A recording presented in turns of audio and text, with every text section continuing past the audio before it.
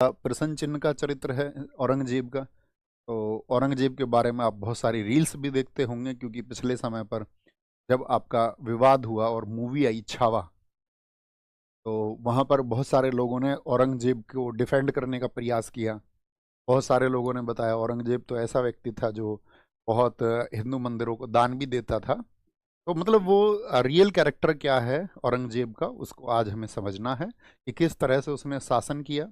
और उसका शासन आपका अगर बात करें था तो 49 वर्षों का, लेकिन अकबर की तुलना में कम है। अकबर भी 49 वर्ष है और इसका उसके जो है 2 महीने कम का शासन है। तो इसका शासन भी 49 वर्ष है, लेकिन सब दूसरा सबसे लंबा शासन है। 49 वर्षों के उस शासन में उसकी क्या कामयाबी रही, क्या फेलियर रहे, बहुत ध्यान से आप समझना और समझ जाएंगे आप। ये उम्मीद मुझे आपसे है। लिखेंगे औरंगजेब।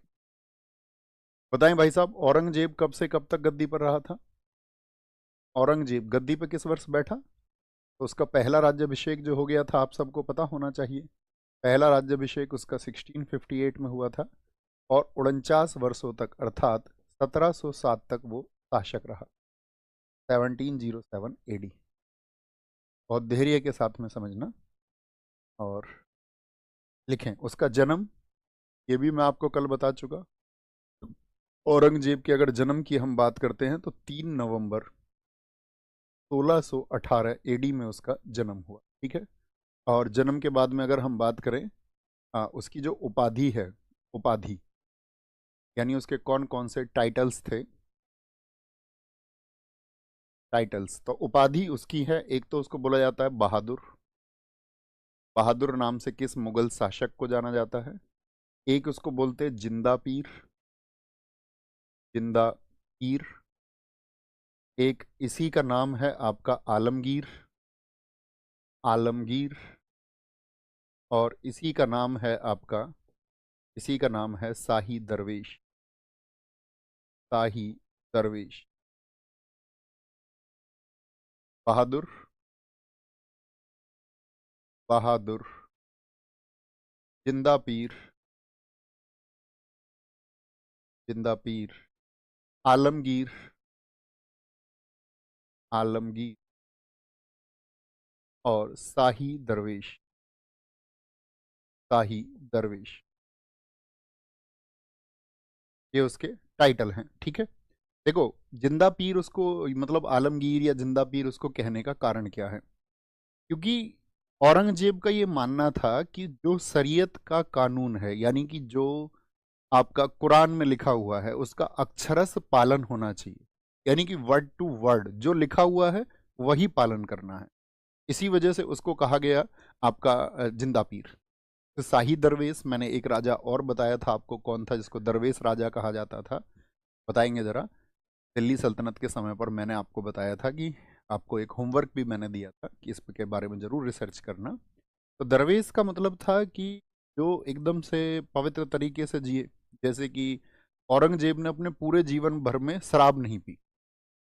और औरंगजेब के जो वंशज थे, मैंने आपको बताया औरंगजेब के वंशजों में आपका अगर हम बात करें आपका शाहजहां या जहांगीर, उससे पहले अकबर, उससे पहले हुमायूं, सभी अव्वल दर्जे के शराबी रहे। खूब शराब पीते थे।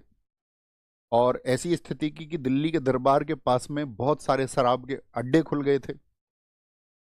और इतने सारे वहां पर शराब के व्यापारी आ गए थे कि क्या पता राजा कब प्रसन्न हो जाए हमसे, भी ये शराब किसके द्वारा उपलब्ध कराई गई है। तो इसने शराब पीनी जब बंद कर दी तो उसके बाद में, यानी कि शराब पीनी बंद नहीं कर दी, इसने शराब पी नहीं। इसीलिए इसको कहते हैं कि ये आपका शाही दरवेश खुद को कहने लगा, या अन्य व्यक्तियों के द्वारा इसको शाही दरवेश कहा गया। मतलब इस्लामिक कानून के अनुसार अगर इसकी बात करें हम मुख्यतः, तो इसने वही 4 शादियां की जैसा कि इस्लामिक कानून में एक व्यक्ति कर सकता है, तो उनको निभाते हुए आगे चल रहा था। उपाधि के बाद में बात करेंगे। इसके कितने राज्याभिषेक हुए थे? 2 राज्याभिषेक हुए थे। 2 कॉरोनेशन। पहला राज्याभिषेक कब हुआ था इसका? 31 जुलाई को 1658, जो कि हुआ था दिल्ली में आफ्टर देवराई। आगरा में जो उसका राज्याभिषेक हुआ वो सामूगढ़। बहुत ठीक आंसर दिया है ज्योति बहन, एकदम ठीक आंसर है। बहुत कमाल। तो यानी कि उसके कुल 2 राज्याभिषेक हुए। उसके पिता का नाम क्या था? Who is the father of Aurangzeb? तो फादर है इसके कौन? शाहजहां। कितने भाई थे ये औरंगजेब के? और कितने भाई थे? आप कहेंगे 3, यानी कि रबिया बीबी के नाम से किसको जाना जाता है? रबिया बीबी के नाम से इसी को जाना जाता है, ठीक है। और इससे इसकी शादी हुई थी 1837 में, 1831 में शादी हुई थी। मैरिड टू रबिया उद्दुर्रानी इन 1837। अब आप सबको पता होना चाहिए, शाहजहां ने जो मुमताज महल की याद में बनाया उस इमारत का क्या नाम है, जिसको कहा जाता है कि वो पहले जो है तेजो महल हुआ करता था, तेजो में महल, जिसको बारे में बात करेंगे कल की कक्षा में। ताजमहल के बारे में क्या क्या प्रश्न चिन्ह है, व्हाट इज द ब्लैक ताज, ताजमहल बनाने वालों के हाथ कटवा दिए गए, उन सब के क्या सत्य हैं। तो 1837 में जब उसकी शादी हुई तो याद रख लेना ये एक्सपायर हो गई थी जब राज्याभिषेक होने जा रहा था आपका आपका औरंगजेब का। तो औरंगजेब का जो बेटा था शाह आजम, तो शाह आजम से इसने शाह आजम ने जिद की थी औरंगजेब से कि तुम वही बनवाओ जो हमारे दादा ने हमारी दादी के लिए बनवाया। तो इसने कहा कि भाई मुझे तो ये यार काम जो है बेकार के लगते हैं, क्योंकि उसने एक साधारण सा मकबरा बनवा दिया था रबिया दुर्रानी के लिए औरंगाबाद में, महाराष्ट्र में। कहाँ पर है बीबी का मकबरा?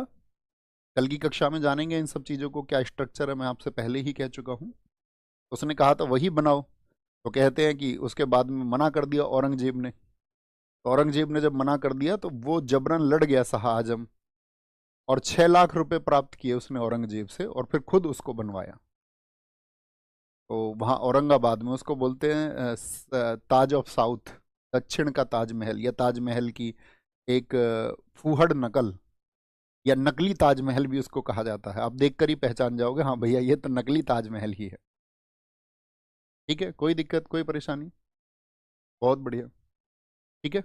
यहाँ पे कोई 1837 नहीं, सॉरी 1637, 1637, ये तो कॉमन सेंस है। 1637 में उसकी शादी हो गई। इसी की मेमोरी में क्या बना, याद रख लेना, रबिया उद दुर्रानी की याद में बना बीबी का मकबरा, टॉम्ब ऑफ बीबी। और बीबी का मकबरा कहाँ पर है, लिखना है इस बात को। बीबी का मकबरा ये औरंगाबाद में है, और औरंगाबाद का नाम बदल के अब क्या कर दिया गया है, संभाजी नगर,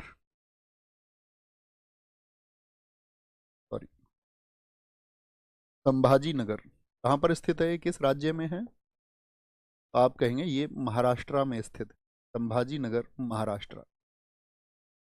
बात क्लियर है? इतनी सी बात में कोई दिक्कत तो नहीं?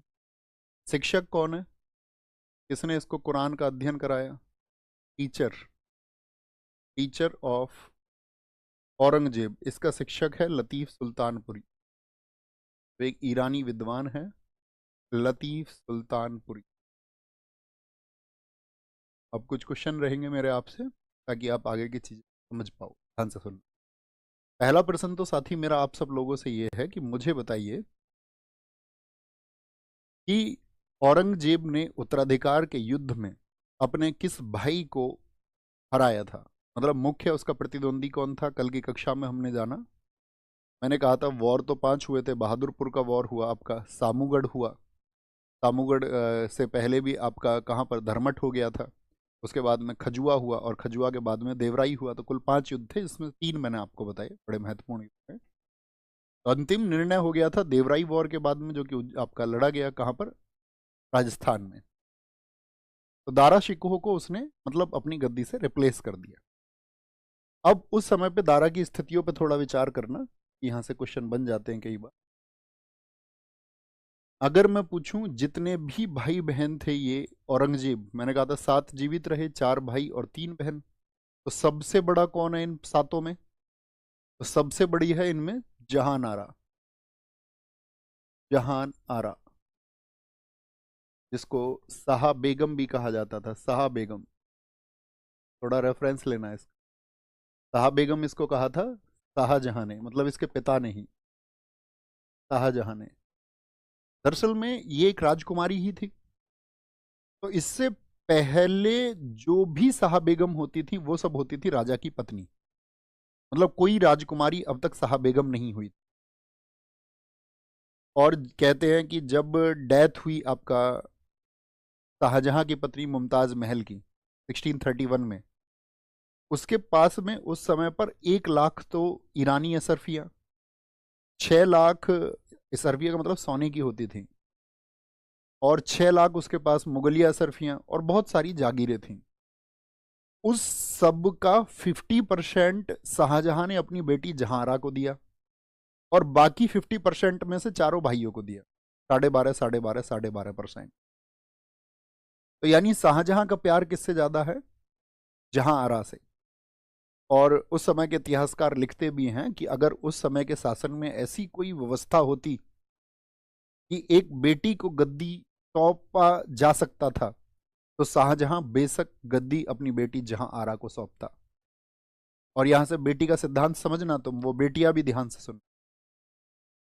शाहजहां उस समय की, इसको बाद में औरंगजेब ने, जब इसकी डेथ हो गई तो इसको साहिबात उज्जमानी भी कहा गया था।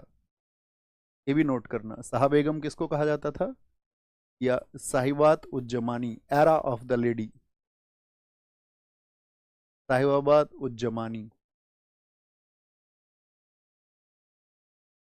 ये कहा था इसको औरंगजेब ने पोस्ट्यूमसली, मरणोपरांत औरंगजेब ने कहा। देखो, किसी लड़की के बारे में अगर उसको नेगेटिव क्रिएट करना है, उसकी नेगेटिव इमेज बनानी है, तो सबसे आसान क्या है? किसी भी लड़की के बारे में तो आप कहेंगे उसके चरित्र पर प्रश्न चिन्ह लगा दिया जाए, ये सबसे आसान है। और फिर समाज जो है उसको उसी तरह से जस्टिफाई करने लग जाता है, जैसे जहांआरा के केस में भी हुआ। इसके बारे में जितनी भी नेगेटिविटी फैलाई, वो सारी फैलाई गई है जो उस समय की हरम की और औरतें थीं, या शाहजहां की जो बाकी पत्नियां थीं, क्योंकि उनके पास अधिकार रहे नहीं। मुमताज महल के पास में जो आपका रॉयल स्टाम्प होता था, शाही मोहर, वो भी इसकी बेटी को मिल गई। सारे डिसीजन ये लेती थी। अगर मैं कहूं उस समय के चारों पुत्रों यानी औरंगजेब और उसके जो बाकी 3 भाई हैं, उन सब में सबसे ज्यादा शक्ति और पैसा किसके पास में था? जहांआरा के पास में। सूरत का जो बंदरगाह था वो भी जहांआरा के कंट्रोल में था, वहां से जो इनकम होती थी वो भी इसके कंट्रोल में थी। ये दिल्ली का जो वो सॉरी आगरा का जो किला है, उसके सामने अलग से महल बना के रहती थी। तो इसके बारे में बहुत सारी नेगेटिव चीजें डिस्कस होनी शुरू हुई कि इसके तो जो है राजा शाहजहां से ही जो है अवैध संबंध है, मतलब उसके पिता से ही। तो इस तरह की चीजें चली। अब तुम इसका कैरेक्टर समझना। मैंने कहा ये उस युग की सबसे अमीर महिला थी भारत में, उस युग की सबसे अमीर। और कहा जाता है इसकी जो वार्षिक उस समय की आय थी, वार्षिक आय उस समय पर 60 करोड़ रुपए हुआ करती थी। विद्वान तो नहीं कहेंगे, विदुषी कहेंगे। विदुषी इतनी थी कि उस समय की अरबी, फारसी, सभी भाषाओं का इसे ज्ञान था। अपने जो भाई, अगर हम कहें दारा सिकोह से बहुत प्रभावित थी, या कहें कि अपने दादा अकबर से बहुत प्रभावित थी, और सूफी मतों को मानती थी। यानी इसका जो थॉट प्रोसेस था वो था कि किसी भी शासक को उदार होना चाहिए, किसी भी धर्म विशेष के पक्ष में उस राजा को नहीं होना चाहिए। असली शासक, असली नरेश वही है जो उदारता से कार्य करे। अब मैंने बताया कि उसने शाहजहां को आकर के कैद कर लिया था औरंगजेब ने। औरंगजेब ने जब शाहजहां को कैद किया तो उस समय पर यह चाहती तो औरंगजेब के पक्ष में हो जाती कि इनकम बहुत थी और बहुत ही शान से अपने शासन को करती, लेकिन एक बेटी ने चुना अपने पिता की सेवा को। आप मतलब शाहजहां के अंतिम दिनों के बारे में अगर पढ़ोगे, रिसर्च करोगे, तो आप ये पाओगे कि जिस मुसम्मन बुर्ज में शाहजहां कैद था, वहां पर 8 वर्ष तक ये भी कैद रही। और ये लगातार अपने पिता को समझाती थी कि ठीक है, औरंगजेब एक गलत व्यक्ति है, उसके अपराधों के लिए उसको क्षमा कर दो। लेकिन शाहजहां ने उसको अपने अंतिम दिनों से पहले क्षमा नहीं किया। कहते शाहजहां जिस दिन मरा उसके एक दिन पहले उसने पत्र लिखवा करके औरंगजेब के अपराधों के लिए उसको क्षमा किया। औरंगजेब जिस चारपाई पर रहता था उसके बराबर में ही रज